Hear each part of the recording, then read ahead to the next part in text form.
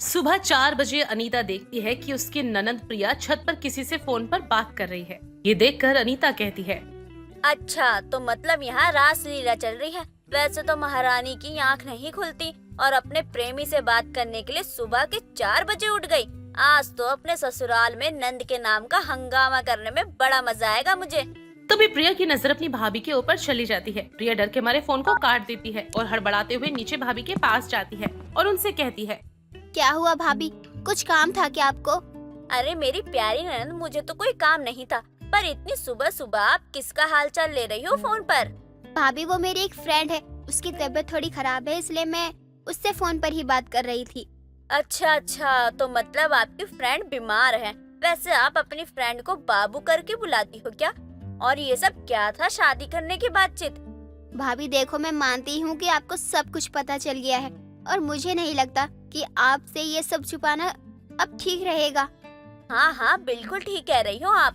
तो चलो जल्दी से बताओ, आप किससे बात कर रही थी फोन पर? आप फोन पर ये मत सोचना कि आप मुझे बेवकूफ बना दोगी, क्योंकि मुझे सब कुछ पता चल गया है। बस आपके मुंह से सुनना बाकी है। भाभी दरअसल बात यह है कि मैं एक लड़के से बहुत प्यार करती हूँ और उससे शादी करना चाहती हूँ, पर आपको तो पता है कि हमारे घर में छोटी छोटी चीजों को लेकर कितना बड़ा क्लेश होता रहता है। अब समझ में नहीं आ रहा कि घर में अपने बॉयफ्रेंड के लिए कैसे बात करूं। वैसे एक बात बोलूं आपसे कि मेरी बहन भी आपकी ही एज की है, पर उसे सिर्फ और सिर्फ पढ़ाई लिखाई से ही मतलब होता है, और आप अभी से प्यार व्यार के चक्कर में पड़ गई हो। यही संस्कार सिखाए हैं क्या आपकी माँ बाप ने? आपको क्या लगता है कि आपकी बातें सुनने के बाद मैं आपको सपोर्ट करूंगी? बिल्कुल भी नहीं। आज कैसे भी मैं पूरे घर वालों को आपके बारे में सब कुछ बता कर रहूंगी। अनीता अपनी ननंद को धमकी दे देती है और वहाँ से चली जाती है। वहीं दूसरी तरफ बेचारी प्रिया डर के मारे टेंशन में आ जाती है। उसे कुछ नहीं समझ आ रहा था कि वो क्या करे। ऐसे ही थोड़ी देर बाद अनीता किचन में जाकर खाना बनाने की तैयारी में लग जाती है। जब से अनीता को अपनी ननंद के बॉयफ्रेंड के बारे में पता चला था, तब से उसके पेट में गुदगुदी होने लगी थी। वो बस अपनी सास और पति के उठने का इंतजार कर रही थी। आज तो कैसे भी अपने ससुराल में कलेश करवा कर ही रहूंगी। बड़ा मजा आएगा जब सबके सब ननंद जी को सुनाएंगे। थोड़ी देर में सभी लोग उठ जाते हैं। अनीता मन ही मन मुस्कुरा रही थी। वो अपने ससुराल में हंगामा करने का प्लान बना चुकी थी। तभी अचानक से अनीता के फोन पर फोन आता है। अरे क्या कहा? अरे कब से गायब है वो? रुको मैं अभी आती हूँ। अनीता को इस तरह घबराते हुए देखकर अनीता के ससुराल वाले भी घबरा जाते हैं। तभी अनीता की सास कुसुम उससे बोलती है, क्या हुआ अनीता बहू, सब ठीक तो है ना? किससे बात कर रही है फोन पर? सासू माँ, मुझे अभी के अभी अपने मायके जाना होगा। मेरे मायके में कुछ तो हुआ है। मेरी माँ का रो रो कर बुरा हाल हो गया है। अरे तू अकेली नहीं जाएगी, हम सब तेरे साथ जाएंगे। पर बात क्या हुई है ये तो बता दे। सासू माँ, किसी ने कुछ बताया ही नहीं। वो तो मेरी भाभी का फोन आया था, उन्होंने बस मुझे अर्जेंट घर बुलाया है। माँ का तो रो रो कर बुरा हाल हो गया है। समझ में नहीं आ रहा कि आखिर ऐसा क्या हुआ मेरे मायके में। अनीता के साथ साथ अनीता के ससुराल वाले भी अनीता के मायके आते हैं। तो वो देखते हैं कि उसकी माँ कविता रो रो कर पागल हो चुकी है। तभी अनीता अपनी माँ के पास जाती है और उनसे बोलती है, क्या हुआ माँ, तुम रो क्यों रही हो? अरे क्या बताऊं अनीता बेटी, तेरी छोटी बहन काजल है ना, वो ना अपने आशिक के साथ भाग गई है। अरे नाक कटवा दी मेरी उसने पूरे मोहल्ले में। अरे बेइज्जती हो गई हमारी। अब समझ ही नहीं आ रहा है कहाँ अपना मुंह छुपाऊं। ये दुनिया मुझ पे थूकेगी, मुझे मार डालेगी। ये सुनते ही अनीता का शर्म से सर झुक जाता है। पूरे ससुराल वालों के सामने अनीता की बेइज्जती हो जाती है। ये सब देखकर अनीता की ननंद मन ही मन में सोचती है, बड़ी आई अपनी बहन की तारीफ करने वाली। आज सुबह ही मेरे बॉयफ्रेंड के बारे में पता चला था ना तुम्हें, और आज ही तुम्हारी बहन ने तुम्हारे मायके में हंगामा करवा दिया। अब मजा आएगा। बड़ी आई मुझे ब्लैकमेल करने वाली। पहले अपनी बहन को तो संभाल, उसके बाद मुझे कुछ कहना तुम। प्रिया अपनी भाभी को एक टक देखती ही रहती और मन ही मन बड़बड़ाहट चालू करती। ये देखकर अनीता को अपनी ही ननंद से शर्मिंदगी महसूस होती है और वो मन ही मन सोचती है, हे भगवान, अपने ससुराल वालों को यहाँ लाकर तो मैं अपने मायके में ही हंगामा करवा दिया। कम से कम अकेले आई होती तो ये बात घर में ही दबी रहती, पर आज तो मैं खुद सबके सामने शर्मिंदा हो रही हूँ। ऊपर से मेरी ये ननद बड़ी इतरा रही है मेरे सामने। आज मेरी उस डायन बहन के सामने मेरी इतनी बेइज्जती हो रही है। तभी अनीता के घर पुलिस आ जाती है और पुलिस अनीता के घर वालों से कहती है, आप सभी को थाने चलना होगा। काजल का पता चल चुका है, वो बहुत ही शातिर है। और एक सीधे साधे लड़के को उसने ठगा है। उसके पास 10 लाख रुपए कैश मिले हैं। आपकी बेटी काजल ने एक अमीर लड़के को मुर्गा बनाया था और उसे बहुत सारे पैसे निकलवाए और पैसे लेकर किसी और के साथ भाग रही थी। ये सब सुनकर अनीता के मायके में और भी ज्यादा हंगामा हो जाता है और पूरा कलेश वाला माहौल हो जाता है। इस तरह अनीता और उसका पूरा परिवार पुलिस स्टेशन जाता है। काजल को सलाखों के पीछे देखकर अनीता और उसके परिवार की नजरें शर्मसार झुक जाती हैं और आंखों में सिर्फ और सिर्फ आंसुओं का सैलाब होता है।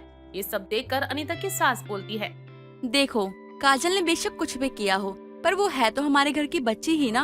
उसे सलाखों से बाहर निकालना ही होगा। मुझे बिल्कुल नहीं अच्छा लग रहा है ऐसे। अपने किसी जान पहचान के वकील को फोन करके वो लोग उन्हें बुला लेते हैं और वकील के जरिए काजल की बेल भी हो जाती है।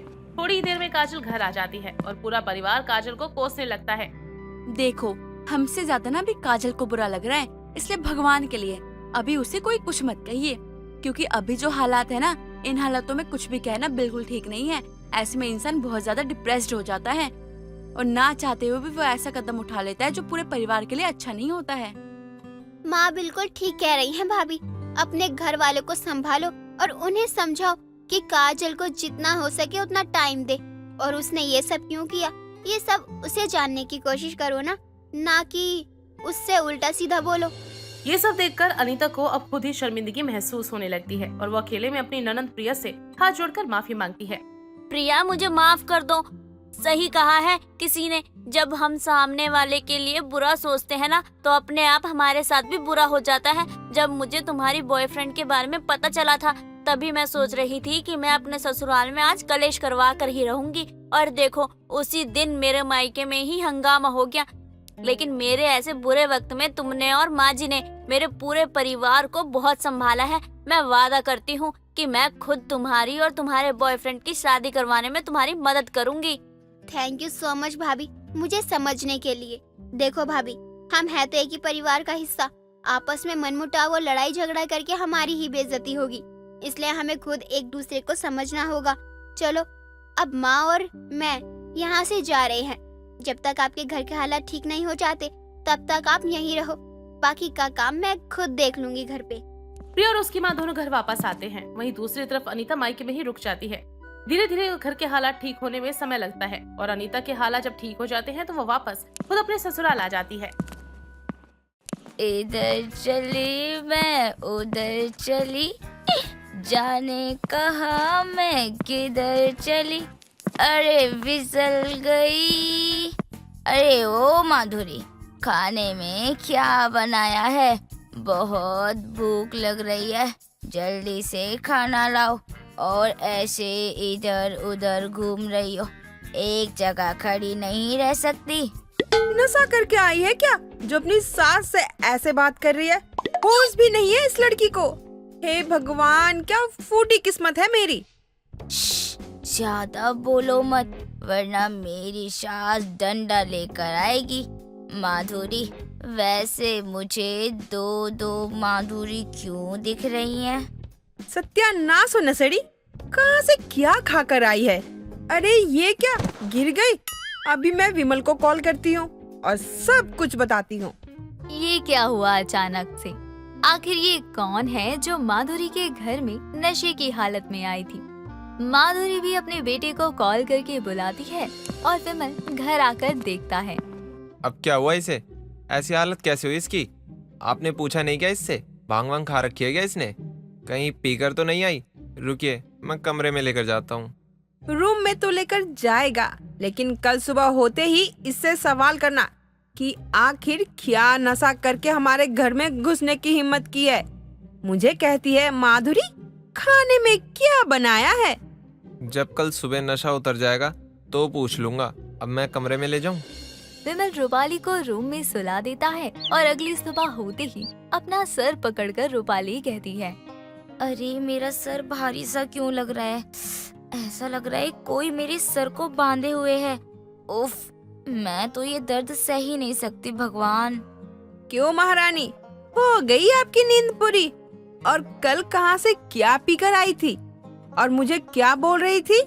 माधुरी खाना क्या बनाया है? बता, मुझे कल कहाँ से भांग पीकर आई थी? लेकिन मैंने तो कुछ भी ऐसी चीज नहीं पी जिससे मुझे ऐसा नशा हो जाए। वैसे मैंने करा क्या था? क्योंकि मुझे तो कुछ भी याद नहीं है। बताओ ना माँ जी।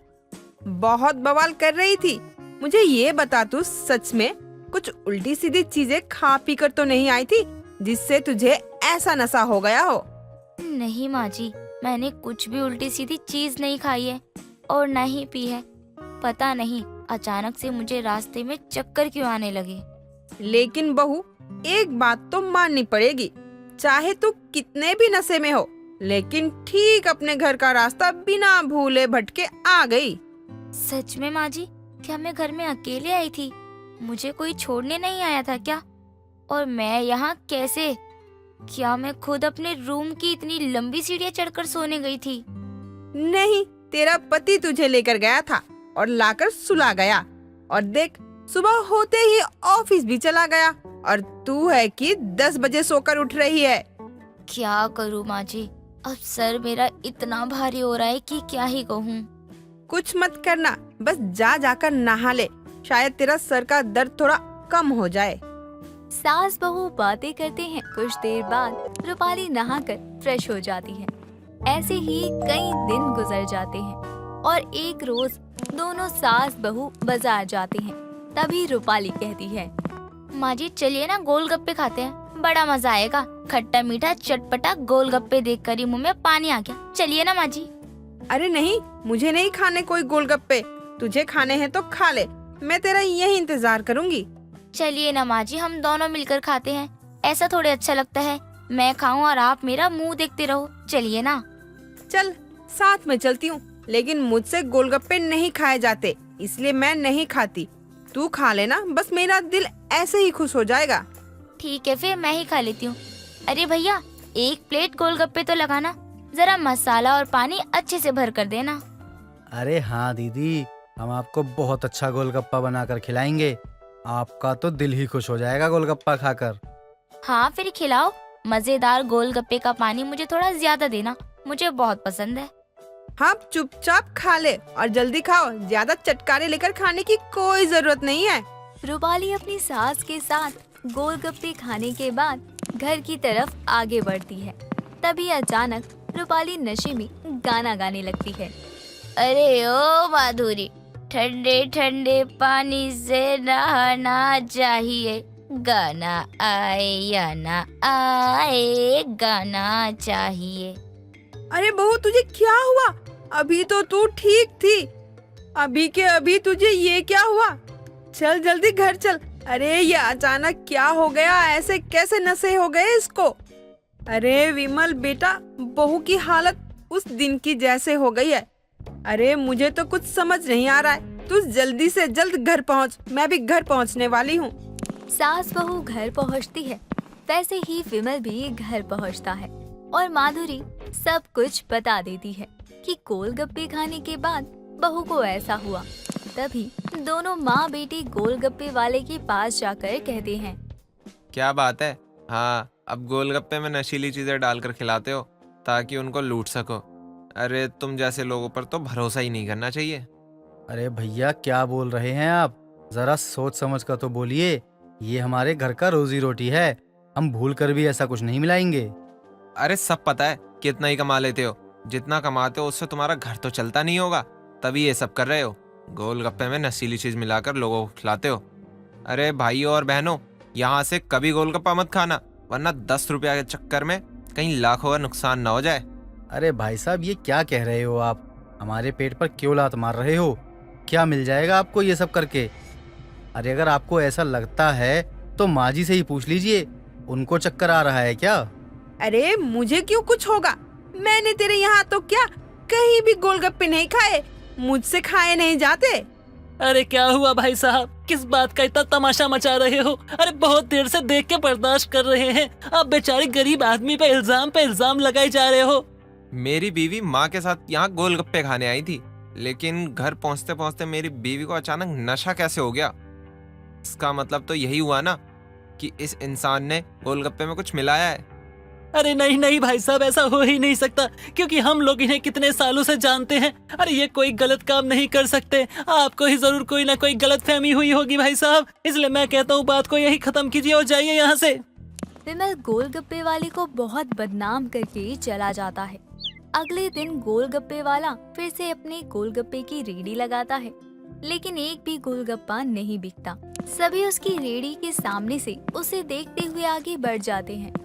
ऐसा होते हुए बहुत दिन हो गए। एक दिन गोलगप्पे वाला उदास होकर बैठा था, तभी उसकी बीवी कहती है, कब तक ऐसे ही बैठे रहोगे? एक बात कहूँ आपको, अगर आपको बुरा ना लगे तो। हाँ बोलो, अब तुम भी बोल लो। सभी मुझे सलाह दे रहे हैं, तुम भी मुझे दे दो कोई ना कोई सलाह। अजी सलाह नहीं दे रही हूँ, बस मैं ये कहना चाहती हूँ कि अब कितना घर पर बैठे रहोगे? क्या हम उनके घर जाकर एक बार उनसे बात नहीं कर सकते? जितनी भी गलत फहमियाँ हुई हैं उन सबको खत्म कर देंगे। हाँ ये भी सही कह रही हो, जाकर एक बार तो बात करना चाहिए ताकि मुझे भी तो अपनी सफाई रखने का मौका मिले। हाँ मैं बस यही कहना चाहती थी, क्या अभी चले उनसे मिलने ताकि अभी ही सारी गलत फहमियाँ दूर हो जाए? अरे नहीं, अभी रात हो चुकी है, हम कल सुबह चलेंगे ताकि वो भी अच्छे मूड में रहें और हमारी बातें सुन सकें। अभी सो जाओ, कल सुबह होते ही चलेंगे हम लोग। दोनों पति पत्नी सो जाते हैं और सुबह होते ही विमल के घर के लिए निकल पड़ते हैं। घर जाकर देखते हैं कि उनकी बहू इधर से उधर झूम रही है। तभी विमल अपनी माँ से पूछता है, माँ ये क्या हुआ इसे? अब क्या खा लिया इसने? अरे मैंने इसे इमली की चटनी दी थी थोड़ी देर पहले, पता नहीं चटनी खाकर अचानक इसे क्या हुआ। मुझे लगता है हॉस्पिटल लेकर जाना होगा। पता नहीं क्या हो गया, क्यों ऐसी अजीब सी हरकत कर रही है ये। रूपाली को अस्पताल लेकर जाते हैं तो डॉक्टर बताते हैं कि रूपाली को इमली से एलर्जी है, इसलिए उसे इमली खाने ना दें। डॉक्टर की बात सुनकर विमल को अपनी गलती का एहसास होता है और पूरी फैमिली जाकर गोलगप्पे वाले से माफी मांगती है और गोलगप्पे खाती है। वहाँ सभी लोगों को भी खिलाते हैं। तभी रूपाली कहती है, मुझे भी गोलगप्पा दीजिए, लेकिन नॉर्मल बिना पानी वाला, वरना मैं फिर से बिना पिए झूमने लगूंगी।